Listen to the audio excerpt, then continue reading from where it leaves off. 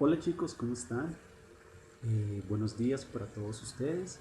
Saludo a cada estudiante que en este momento está allá, al lado de atrás de la pantalla. Hoy nos encontramos reunidos en este espacio de UTP de clase de 100 minutos para llevar a cabo la enseñanza de la lengua castellana en el grado décimo. Están viendo ustedes en pantalla el icono que ha caracterizado durante 3 semanas mis clases virtuales en el aula C Perdigón 2.0.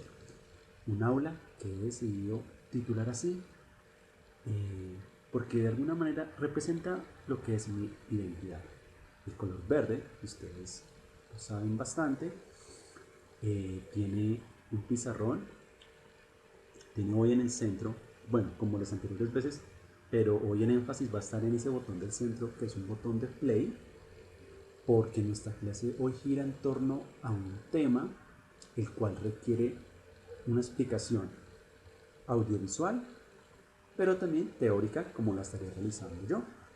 Es decir, que vamos a tener una clase dividida en dos secciones, dos momentos, donde lograremos acercarnos al conocimiento a través de dos estrategias. Ven ustedes en el panel de la izquierda en la tablet o en el celular el logo de Classroom y el código para aquellos estudiantes que aún no se han suscrito. Pero dado y tengo entendido que muchos ya lo hicieron. Quiero contarles, estudiantes de grado décimo, que ya recibí por parte de ustedes, por varios, muchos de ustedes, la tarea que está asignada de lengua castellana, el video del cuento libre. Estaré sobre el fin de semana dando eh, resultado, una retroalimentación de ese trabajo. Así que chicos, un poco de paciencia. Saben ustedes que los profesores tenemos en este momento un alto volumen de actividades a evaluar y he venido trabajando por curso, entonces ya esta semana trabajé grado noveno, ahora esta semana que ya está casi terminando he decidido iniciar con grado décimo. Entonces ahí estoy calificando, sacando notas, retroalimentando. Ustedes van a recibir pues también un comentario crítico mío frente al trabajo que realizaron. Bueno, estudiantes, dicho esto, pues necesitamos y requiero que cada uno de ustedes se organice para esta UTP de clase con lo siguiente. Por favor, tengan a la mano útiles para tomar apuntes de manera correcta y respectiva. Por favor, esferos, marcadores, lápiz, taja lápiz, borrador, stickers. ¿Por qué menciono hoy esta serie de elementos? De alguna manera nos vamos a enfrentar a un ejercicio que requiere ser muy creativos para la toma de apuntes. Diría yo que un tanto románticos o un poco así bien sentimentales, ¿cierto? Estudiantes. Y de esa forma, pues necesito estos materiales el día de hoy. Obvio, y aclaro, no son obligatorios, sobre todo el tema, por ejemplo, de los stickers, no, sino que sería ideal para el trabajo que vamos a realizar. Bueno, también van a tener por favor a la mano el cuaderno de lengua castellana, 60% de disposición, muy atentos estudiantes con los 5 sentidos en la clase. Quiero que por favor estén cómodos, que se sienten de una manera que les permite, les facilite sentirse dispuestos para la clase. Y requiere también un trabajo de 40% de compromiso autónomo. Chicos, hoy la clase va a tener, como ya lo mencioné, dos estrategias, dos líneas por las cuales vamos a abordar el tema. La idea es que tras esta explicación ustedes realicen en su cuaderno la toma de apuntes, se proponen dos ejercicios durante la clase, es durante la clase, de tal manera que no les va a quedar ningún compromiso para la próxima semana. ¿Estamos? Por lo tanto, chicos, en grado décimo, vamos a comenzar de esta manera. Quiero hacer una actividad en este instante, deletreando conocimiento RAE. Quiero que por favor todos allí en casa, ustedes con su cuaderno, tengan y repasen, vayan las páginas atrás del cuaderno y evidencien qué estuvimos trabajando la semana pasada. Vamos a recordar. Sabemos que nos encontramos en un recorrido por las épocas literarias que han caracterizado la evolución del lenguaje y en este momento nos encontramos en la época moderna. Por lo tanto, en la UTP anterior estuvimos realizando una actividad donde yo, junto con ustedes, todos abordamos la explicación y la comprensión de los géneros literarios del Renacimiento como época literaria.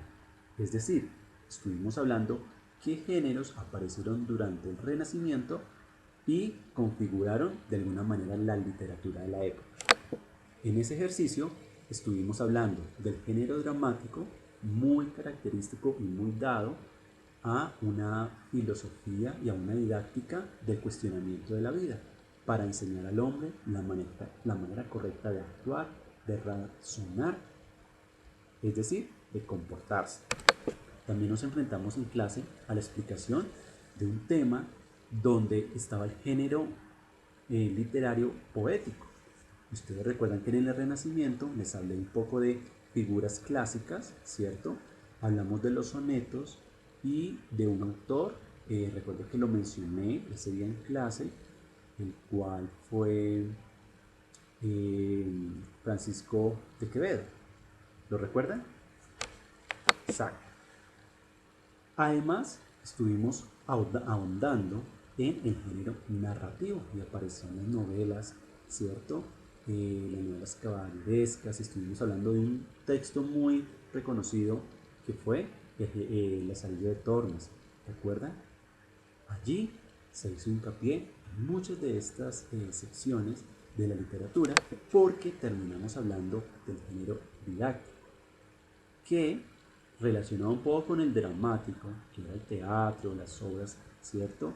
De Shakespeare y bueno, otro tipo de arte desde la cultura grecorromana y el retomar esos principios que enseñaban al hombre también la filosofía, pues por qué no, desde el teatro y las formas de comportarse. Lo didáctico buscó instruir al hombre para ser más sabio. En pocas palabras, eso fue. Fue un momento de la clase, porque en la segunda parte estuve desarrollando, recuerdo muy bien, que di paso a hablar del neoclasicismo.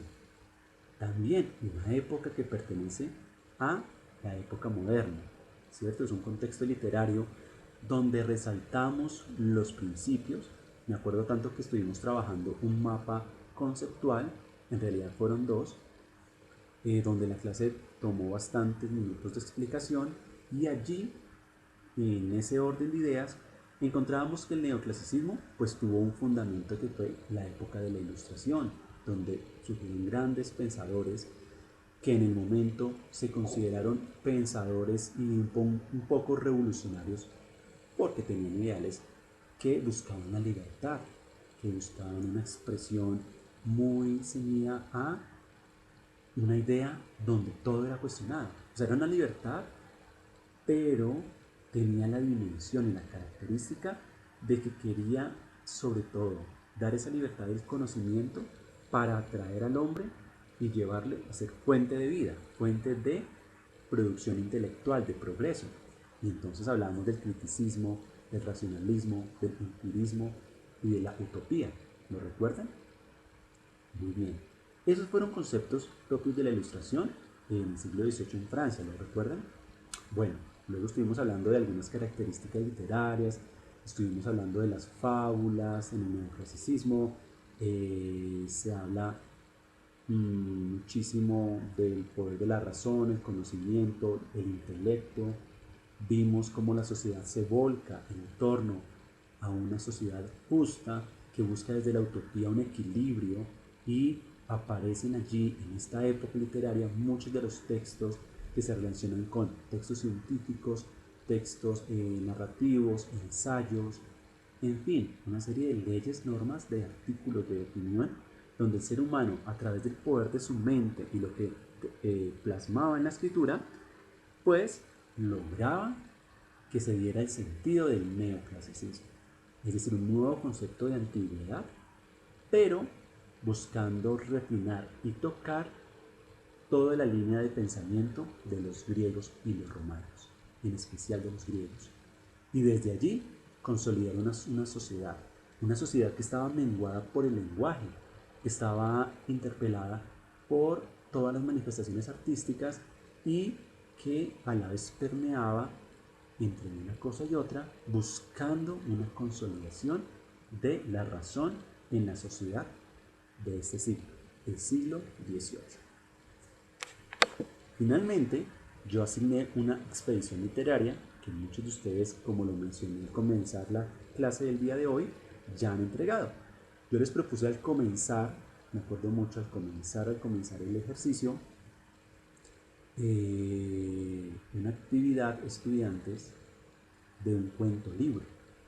Y ustedes lo estuvieron trabajando, lo vieron y a partir de allí se asignó ese trabajo para la calificación o hacer parte de las notas del segundo desempeño. Recordemos que nuestro primer desempeño ya está el día, estamos concretando segundo y tercer desempeño entre esta y las siguientes 2 semanas. Voy a hacer mención de que en los próximos días estaré enviando a sus usuarios en Fidias, estudiantes, una coevaluación y una autoevaluación para que por favor la diligencia se autoevalúe en el trabajo que venimos desarrollando, el trabajo autónomo y pedagógico, y de allí también tendré en cuenta esas notas para el trabajo de clase. Bueno, porque de alguna manera quiero dar relevancia con esa nota también al trabajo que ustedes desarrollan cada semana allá, casi muy juiciosos, muy disciplinados, ¿cierto, chicos? Y recuerden que yo los he felicitado porque he podido revisar en mi sistema, en mi canal de YouTube, la frecuencia con la que ustedes han entrado a mi clase, cómo han desarrollado las actividades. He visto en videos algunas evidencias que me envían, otros a través de Classroom. Bueno, estamos acá preparados para ese ejercicio. Esto fue lo que, en pocas palabras, representó la semana anterior. Vamos al trabajo de hoy. Tenemos los siguientes datos de clase. Nos ubicamos en una fecha que corresponde, según nuestro cronograma, a la semana del 4 al 8 de mayo del año 2020. Estamos ya, esta es la primera semana de mayo realmente, y tenemos 2 semanas más para evaluarnos, porque cerca al 28, 26, 28 de mayo estaremos haciendo el cierre de informes para lograr tener los boletines y poder llevar a cabo una entrega de boletines virtual. Imagínense, estudiantes, cómo va a ser ese trabajo. Bien, en nuestro tema tenemos la época moderna, que seguimos ahondando en ella, y vamos a hablar hoy realmente de una nueva época, un nuevo movimiento literario, el cual fue el romanticismo. ¿Hasta ahí estamos? Muy bien. Tenemos para esta semana, en la clase de lengua castellana, una unidad de trabajo pedagógico número 26. De esta forma, estamos trabajando el desempeño 1 y 2, porque viene todavía mucho fortalecerse en estas dos habilidades de pensamiento. El hecho de concretar aspectos propios de cada época en cuanto a cultura y literatura, y el hecho de investigar autores de las épocas objeto de estudio e infiere diferencias y similitudes entre estas. A raíz de las últimas clases que hemos venido abordando, yo les he hablado de autores y ustedes han podido tener una noción de ellos, han conocido nombres. La idea es que ustedes indaguen un poco más y puedan establecer diferencias entre ellos.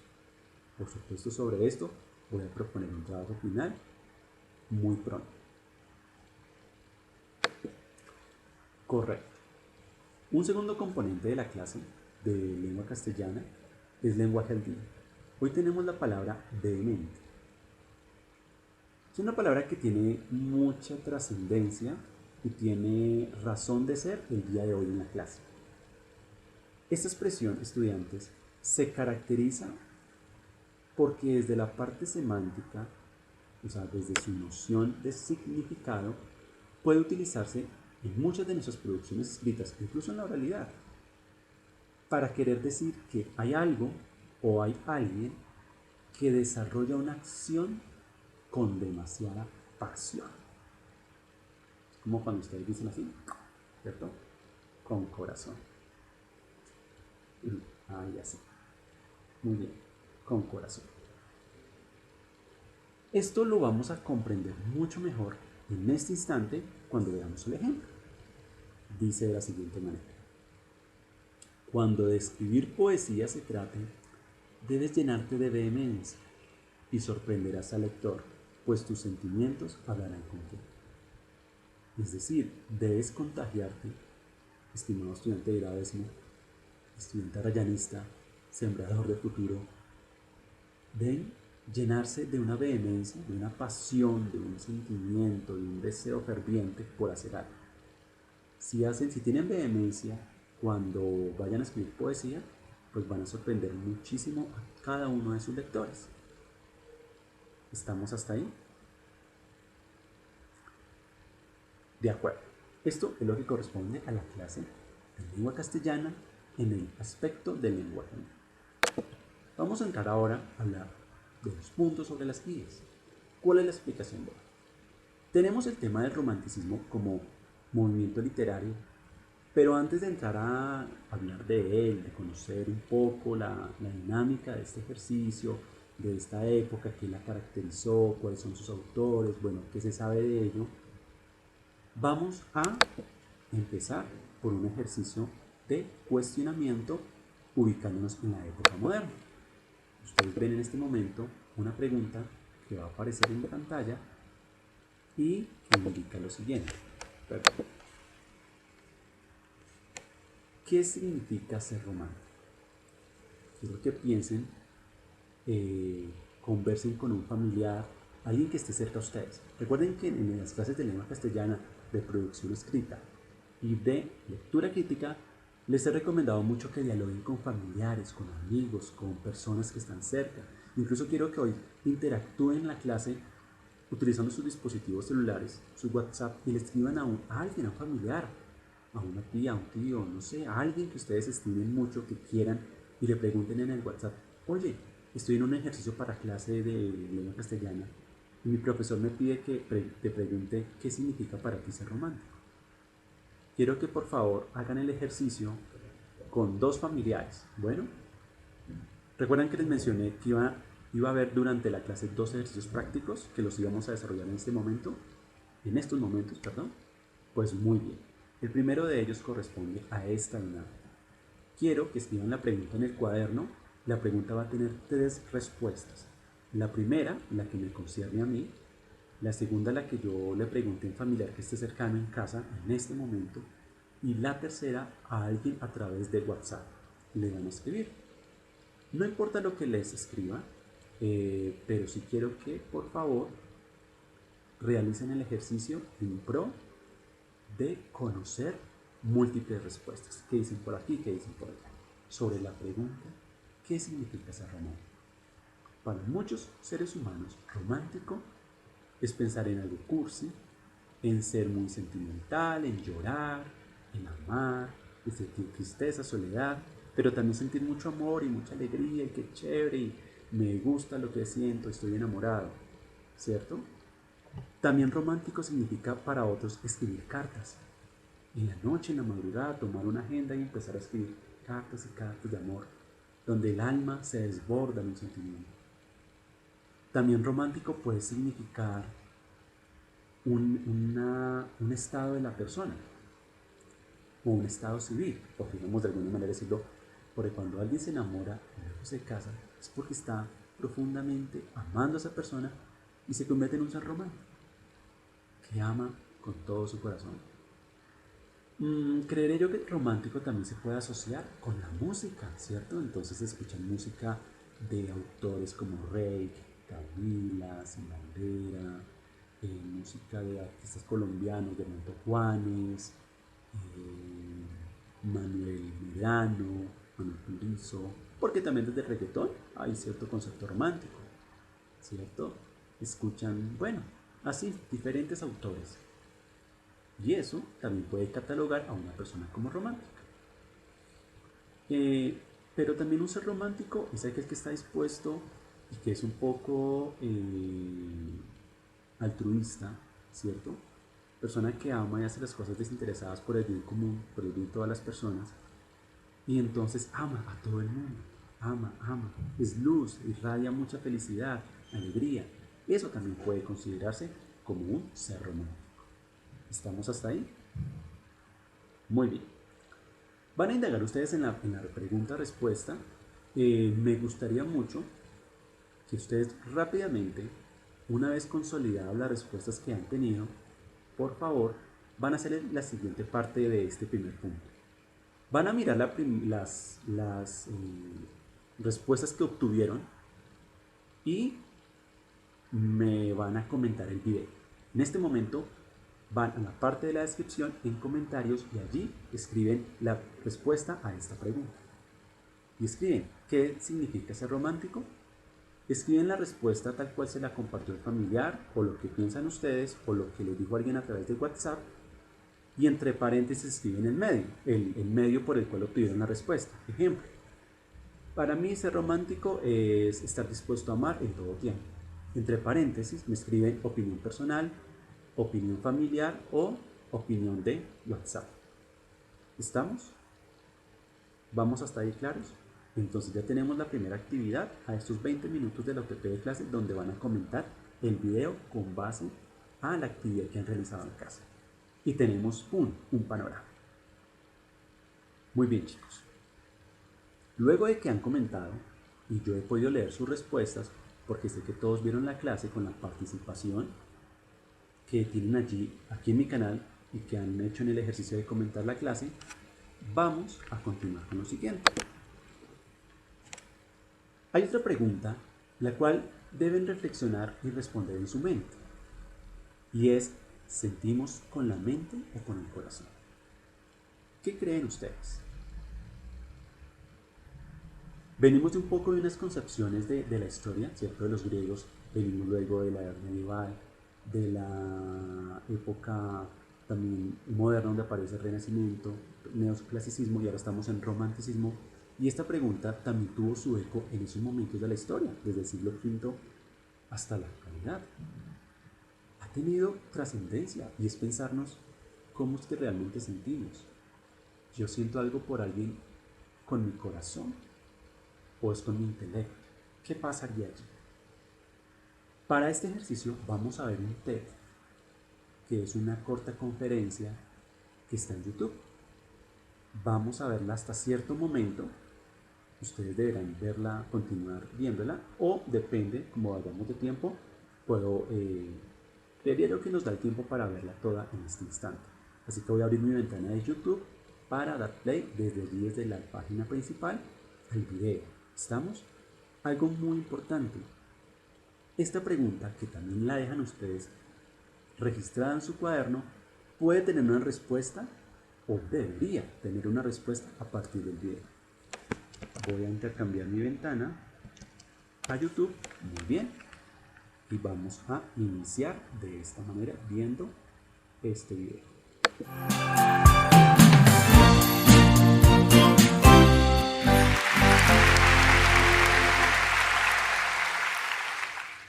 ¿Saben lo que creía Aristóteles?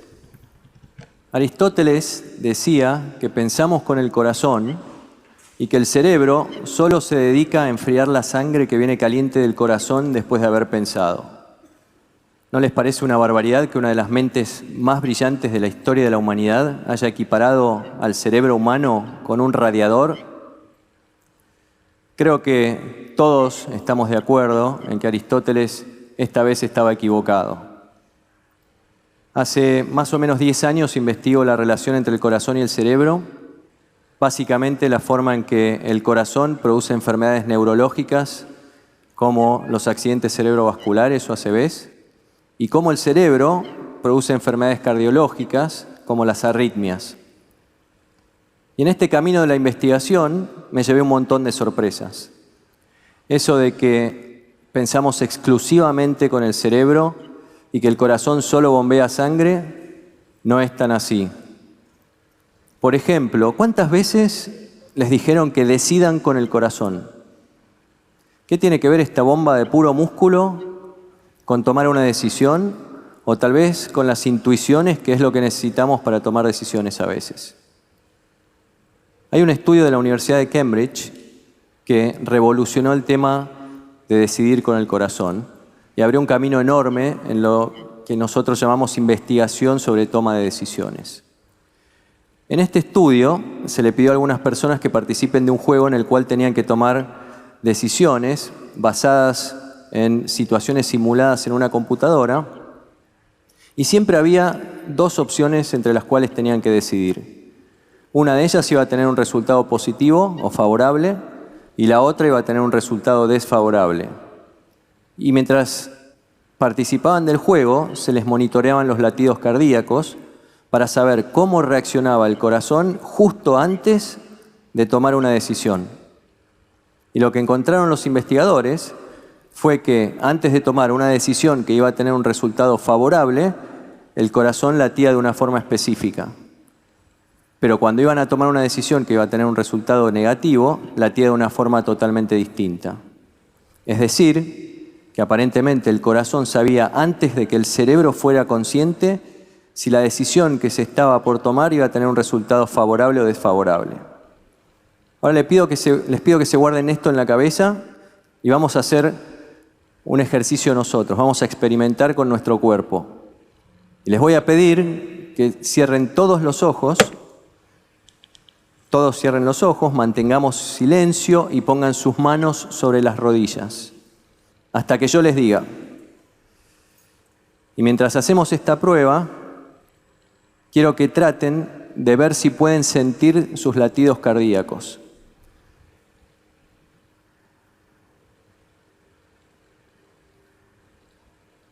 Muy bien, abramos por favor los ojos. Y ahora les voy a pedir que levanten la mano quienes hayan podido sentir sus latidos. Perfecto, más o menos el 50%. Entre las personas que levantaron las manos, probablemente haya muchos que tienen desarrollada una capacidad que se llama interocepción. ¿Qué es la interocepción? Simplemente la capacidad de sentir los mensajes que nos da nuestro cuerpo, que nos envía nuestro cuerpo, como por ejemplo, en este caso, los latidos cardíacos. Volviendo al experimento de la Universidad de Cambridge, las personas que estaban participando del juego habían hecho exactamente lo mismo que ustedes y habían sido clasificadas en quienes tenían buena interocepción o mala interocepción. Y lo más interesante de este experimento es que quienes tenían buena interocepción tomaron decisiones favorables mucho más frecuentemente que quienes no tenían buena interocepción. La conclusión de este experimento parece ser que quienes tienen la capacidad de detectar, decodificar y procesar los mensajes que nos manda nuestro corazón antes de decidir, aparentemente podrían tomar mejores decisiones. Por supuesto que con todo experimento revolucionario como este es necesario confirmarlo con otros científicos que hagan la misma prueba. Pero mientras tanto, ¿no les parece que no están tan mal algunas frases como escucha tu corazón o tengo una corazonada al momento de decidir? Pero ¿cómo hacen el corazón y el cerebro para interactuar de esta manera al momento de tomar una decisión? Hay un área específica dentro del cerebro que es el foco de nuestras investigaciones, que se llama ínsula. Se llama ínsula porque es como una isla que está debajo de la corteza cerebral, oculta, y que está hiperconectada con todo el cerebro. Es como si fuera el gran aeropuerto local a donde llegan y de donde se van todas las conexiones. Pero la ínsula también está conectada con otros órganos, como el corazón y el intestino, entre otros, y por lo tanto también es el gran aeropuerto internacional a donde llegan y de donde se van todas las conexiones que están fuera del cerebro. Y lo que tiene de interesante en la ínsula es que es pura neurona y el corazón es puro músculo. Entonces ustedes me pueden decir, ¿cómo hacen para comunicarse estos dos órganos tan distintos? Y la respuesta es bastante sorprendente porque el corazón, así como el cerebro, tiene neuronas. Esos puntos blancos que ustedes ven en el corazón son neuronas, grupos de neuronas a donde llegan las conexiones que vienen del cerebro. Y eso que ustedes están viendo es un típico corazón, es la anatomía de un corazón.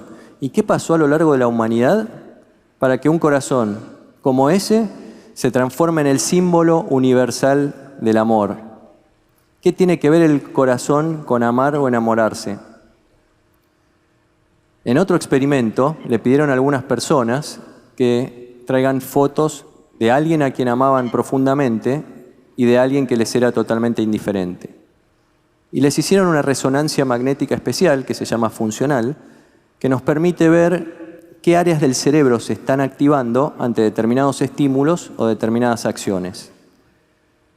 Y lo que se vio en este experimento es que cuando las personas veían la foto de la persona a quien amaban, se iluminaban áreas relacionadas con el placer y con la recompensa.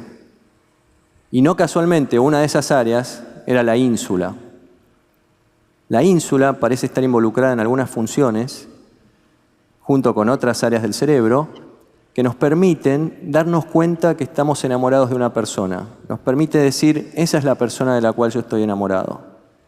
Y aparte, por sus conexiones con el cerebro, por sus conexiones con el corazón y con el intestino, hace que cuando estamos con esa persona a quien amamos, tengamos taquicardia, palpitaciones y esa sensación de mariposas que a veces se describe en el estómago cuando estamos enamorados.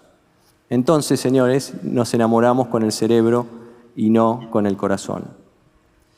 Y este grado de interconexión que hay entre el cerebro y que tenemos también con la ínsula, hace que tenga repercusiones funcionales, pero que también haya repercusiones que pueden resultar en problemas de salud.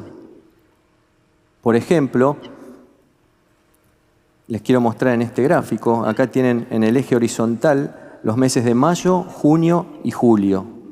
Y en el eje vertical tienen la cantidad de infartos cardíacos que hubo en la ciudad de Múnich. En el año 2003, la cantidad de infartos en esos 3 meses se mantuvo constante, no hubo cambios. Año 2005 pasó algo similar. Año 2006, mayo, sigue todo igual. Junio y julio explota el número de infartos en Múnich. ¿Qué pasó? Muy bien, muchos de ustedes ya se dieron cuenta y es el Mundial de Fútbol 2006. Y cada partido que jugó Alemania es uno de los picos que ustedes están viendo en la diapositiva. Y más interesante todavía es que el pico número 5 es el partido por cuartos de final que jugó Alemania con Argentina y que prefiero no decir cómo terminó. Ese partido lo estaba viendo un amigo que se llama Hans en su casa. Hans estaba sentado frente al televisor y se pasó viendo el primero y el segundo tiempo que terminaron empatados y toda la definición por penales. Estaba ganando Alemania 4-2. Faltaba el último penal. Cambiaso se prepara para patear y está Lehmann en el arco de Alemania. Patea Cambiaso, ataja Lehmann. Clasifica Alemania y Hans, que es el equivalente alemán del Tano Pazman,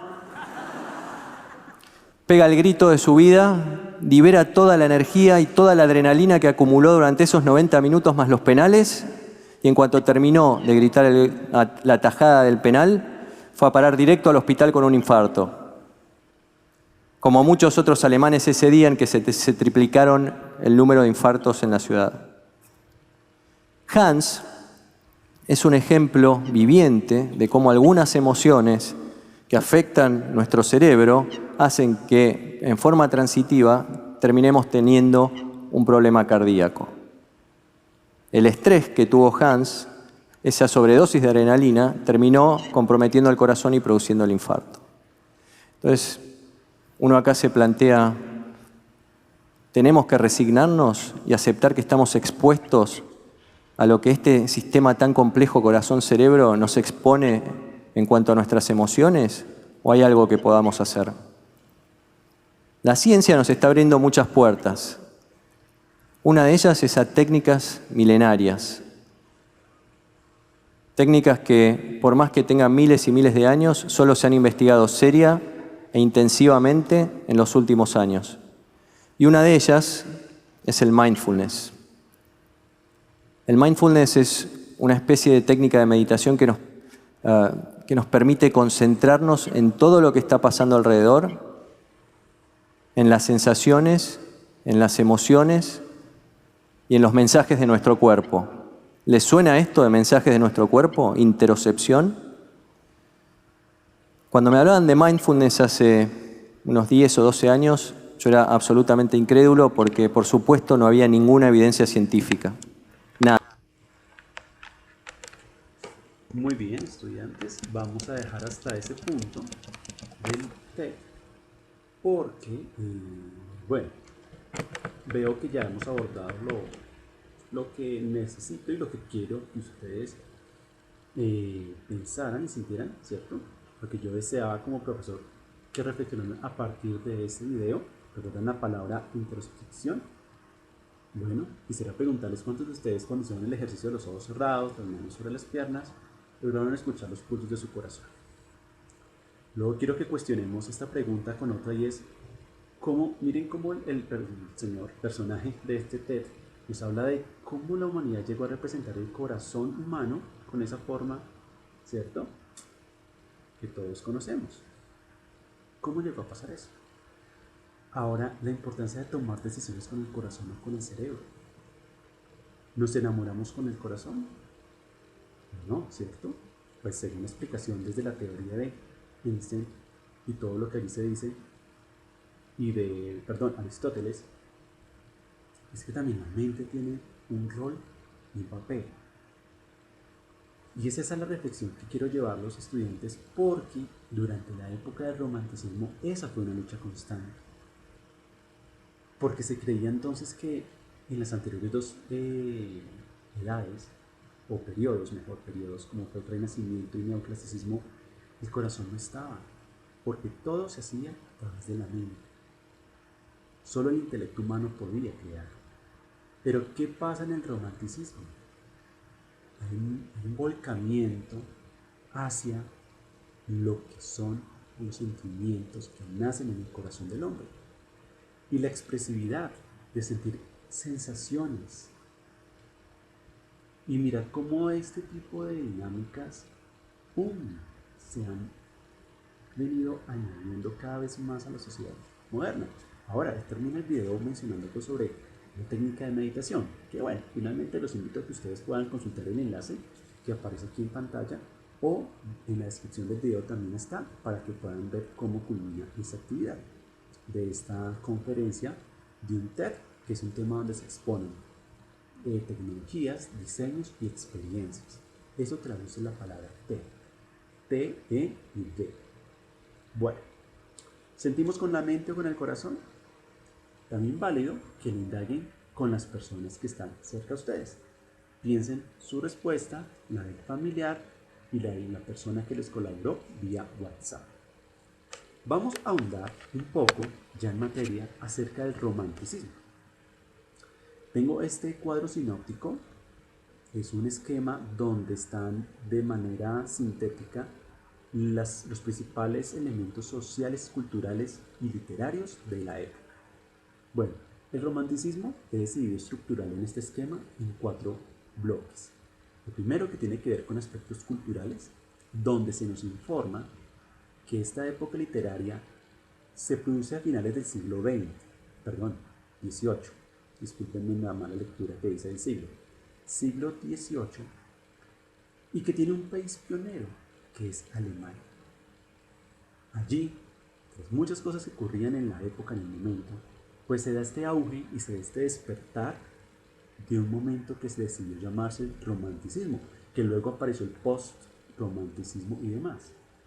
Ahora, el ser originario de Alemania permitió y posibilitó que años después o meses se expandiera por países como Francia y España y logra su apogeo, o sea, su máximo furor, esta época del romanticismo en el siglo XIX. Con base a esta información tenemos unos conceptos importantes que se relacionan con el video y vienen a encajarse en este instante. Por un lado, como conceptos importantes está la libertad. Quiero que piensen por un momento Y esto también lo abordé en algún momento con ustedes desde la enseñanza de lo que implicaba el neoclasicismo, ¿cierto? También en Francia, y es pensar en la bandera de Francia, en la moneda. Hay un lema allí que tiene esta palabra, la libertad. ¿Por qué creen que los franceses buscaron siempre la libertad? De hecho, les invito y vamos a conectar la canción de la película Frozen, la canción, sí, la más importante pues de la película, que dice que libre soy, y etc. Bueno, yo soy un buen cantante en este instante, pero esa canción nos va a hacer un eco en ese concepto de libertad. Creo que en algún momento la puedan escuchar y descubran cómo funciona la melodía y la letra y por qué le relaciono la libertad desde ese concepto. Aparece el idealismo, ¿cierto? Está una subjetividad, hay un egocentrismo en este momento, hay una tendencia al individualismo del ser humano, porque toda la realidad del hombre es la que nace en mi mente, en mi individualidad. Yo no percibo una realidad colectiva. Y entonces el hombre, poeta, el escritor, el dramaturgo, el escritor, se busca desarrollar y trascender y llegar, incluso encajar en escenarios muy individuales y de soledad. ¿Estamos? Y es en el romanticismo que, si lo vemos desde el género lírico, pues hay una expresión del sentimiento y el amor, pero más allá es también una faceta del hombre que se vuelve romántico consigo mismo, y es una vuelta a mirarme a mí. Yo quisiera preguntarles, estudiantes, ¿qué es lo que más aman ustedes en la vida? ¿A quién aman? ¿Qué emociones, qué sentimientos sienten hoy? Si por un momento pudiéramos ver aquí en la pantalla las reacciones de Facebook ante una publicación y pudiéramos nosotros expresar nuestros sentimientos con una reacción de esas, ¿cuál elegiríamos? Me gusta, me enfada, me importa, que es la nueva, ¿no? Me encanta, me enoja. Bueno, ¿cómo se siente uno? Es ese volver a nosotros mismos y encontrarnos como sujetos libres para escribir, para decir las cosas como están pasando en mi interior, buscar la soledad para expresarme. Es un momento de furor donde mi yo interno tiene un valor muy significativo. Y aparece entonces otro concepto que son los sentimientos, y está el sentimentalismo. Esa cadena de sensaciones, de cosas que nos llevan y nos mueven por la vida, y que conectémoslo con el video, nos enamoramos con el corazón o con la mente. Vivimos, experimentamos sensaciones con la mente y con el corazón. Muy bien, dejo el espacio para la reflexión. Estudiantes de décimo, tenemos ahora un punto en esta clase donde abordamos los géneros líricos más importantes de la época del romanticismo. Tenemos en su auge y en su apogeo también, o sea, en ese florecimiento y en ese estallido y máximo esplendor literario, el género lírico y el género narrativo. Y aquí aparece algo que se desprende del narrativo y son el género epistolar. Entonces tenemos en el género lírico autores como José de Espronceda y Rosalía de Castro, que muchos de ustedes recuerdan el año anterior en grado noveno cuando hablamos de ellos. También en el género narrativo aparece Duque de Rivas y Gustavo Adolfo Becker. Máximos exponentes. Claro, Becker también escribe poesía y también llega a construir unas novelas maravillosas y una lírica sorprendente que a la fecha ha hecho eco. Bien, pero de estos autores que tienen la época literaria del romanticismo, hay unos máximos exponentes, unos máximos representantes, que son esos autores que ustedes van a indagar para conocer un poco más de ellos, como es Becker, que es español, Johann Goethe, alemán, y Víctor Hugo, el famosísimo Víctor Hugo, que aparece en estos momentos. Escritores muy reconocidos, escritores que dejan una huella inmensa en la literatura, escritores que trascienden y apasionan, que con vehemencia escriben, que con un furor de sentimientos se apasionan para proyectar en novelas y hacer clásicos de la literatura. Hay una obra muy famosa de Goethe que es Las desventuras del joven Werther o Werther. Es un libro que ha tenido muchas traducciones, como Las desventuras, las tristezas, la melancolía del joven Werther, de las tristezas, como les digo. Bueno, tiene múltiples traducciones, pero es una obra ícono de la literatura del romanticismo. Por favor, estudiantes, obra recomendada para leerla, porque se coacciona con el género epistolar, que parte del género narrativo. ¿Qué encontramos en esta novela? Una historia de un hombre enamorado que escribe cartas.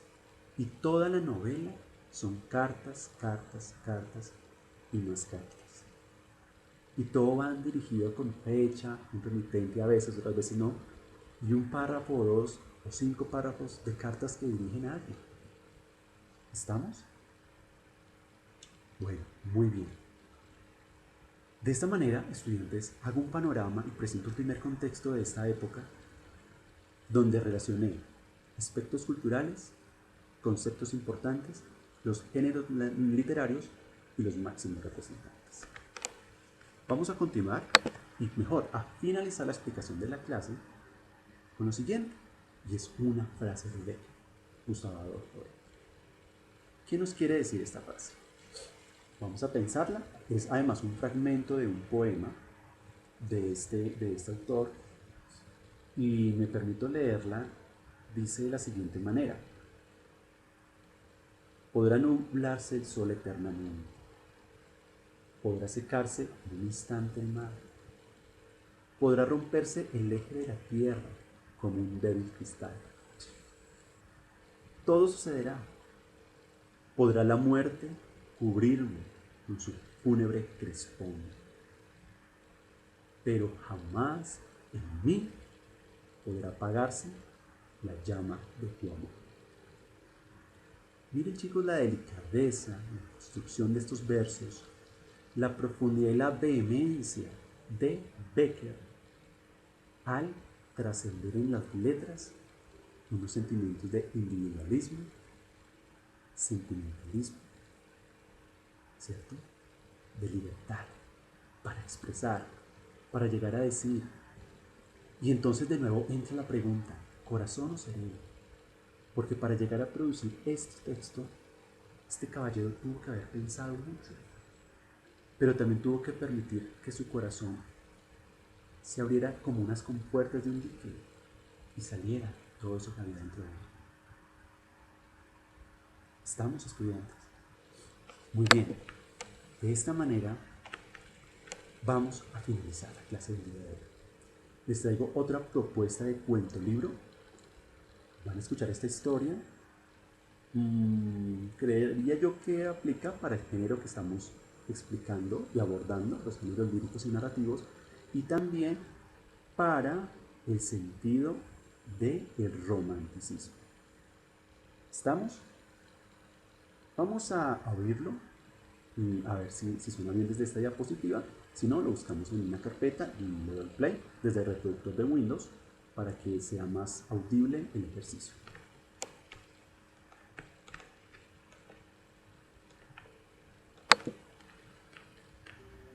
Soy un viajero y narrador de historias. Hoy quiero contarles la última batalla, esa que empezó la noche en que Frankenstein leyó El Quijote. ¿Cómo olvidar la niebla al mediodía, que ni siquiera pudo menguar el ruido de las cosas al caer? En un lugar frío y sombrío estaba el general en su laberinto.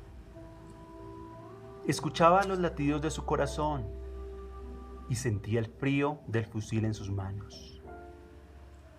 Se levantó y con ira cogió el cielo a tiros. Un ruido ensordecedor le recordó lo que no tiene nombre. ¿Dónde estoy?, se dijo.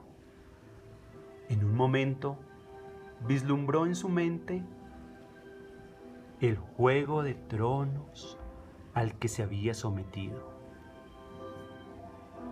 para luego ser él un festín de cuervos en la danza de dragones que celebraría su familia tras su muerte.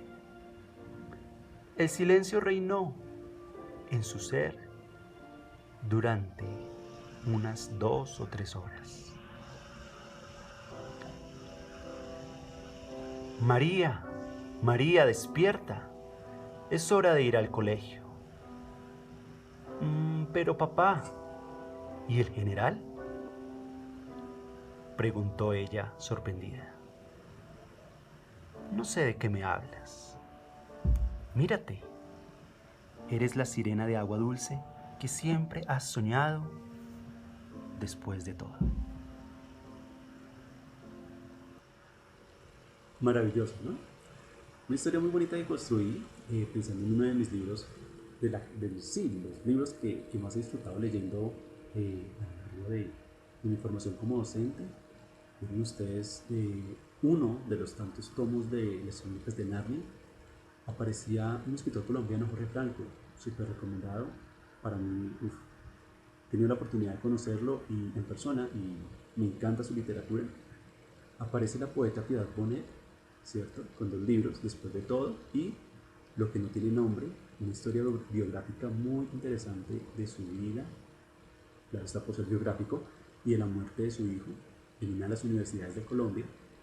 Aparecieron la gran colección que pues ahí en el video solo les mostré unos 3 tomos de Juego de Tronos, Festín de Cuervos y Danza de Dragones.